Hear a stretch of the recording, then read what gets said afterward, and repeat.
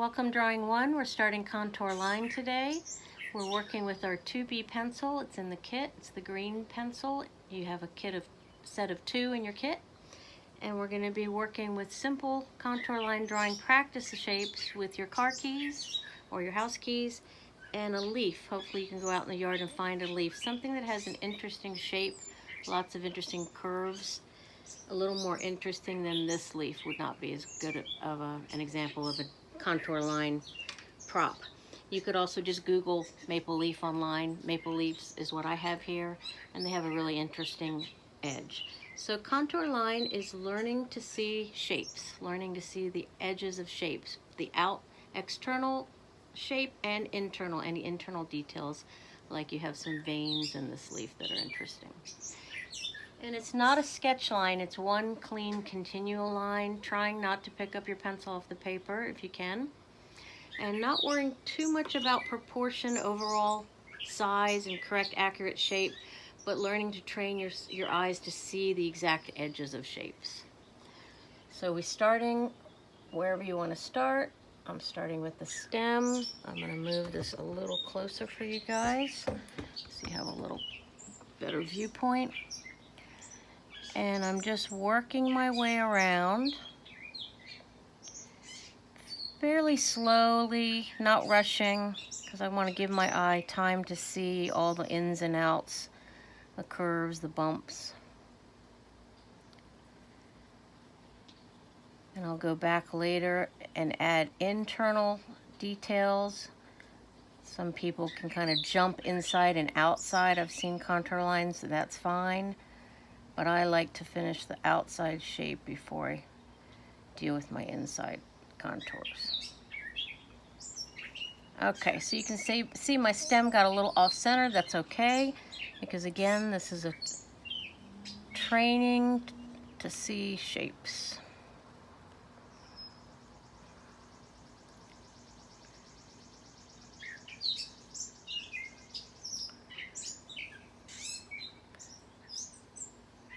And I drew this a little bigger than life size.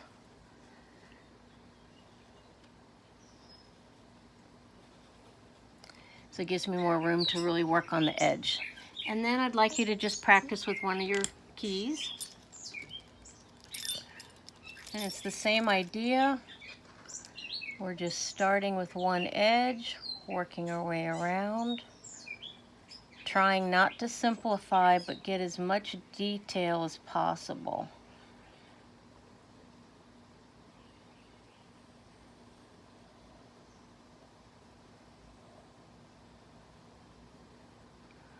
And then I can add the little hole in the key here. Okay, so that's a nice example of a little practice warm-up for you guys, just to get your feel for contour line drawing. Your project, it's a 1-week project, is going to look something like this. It's going to be kitchen objects, or if you don't have kitchen objects, maybe office objects that you can overlap. You're drawing them a little larger than real life size. So here's my spoon that I was drawing, and you can see I've blown it up a little larger because I want you guys to think about laying out the shapes in an interesting way on your page. So the positive space is what we call the main subject matter shapes. The negative space is the background. And you want an interesting balance of both. So here's a little trick in order to get a nice strong composition. Overlap your shapes. That's suggestion number 1. And then let them either touch the edge or go off the edge like I've done there. And then draw them fairly large, so you're using up the space in an interesting way. I would think about movement. You notice I've kind of angled my shapes. I didn't just line them up horizontal or vertical. It's a little more interesting and dynamic if you get some interesting movement in the piece. Now, looking at this piece, there's one area that I feel like could get a little bit more interesting, and it's this corner here. It feels a little empty to me. That's what you're looking for at the end of your drawing.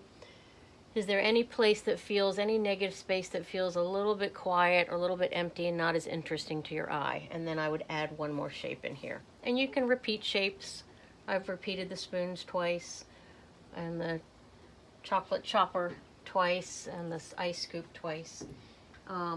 Kitchen objects that are interesting: egg beaters, spoons with slots in them, or spatulas.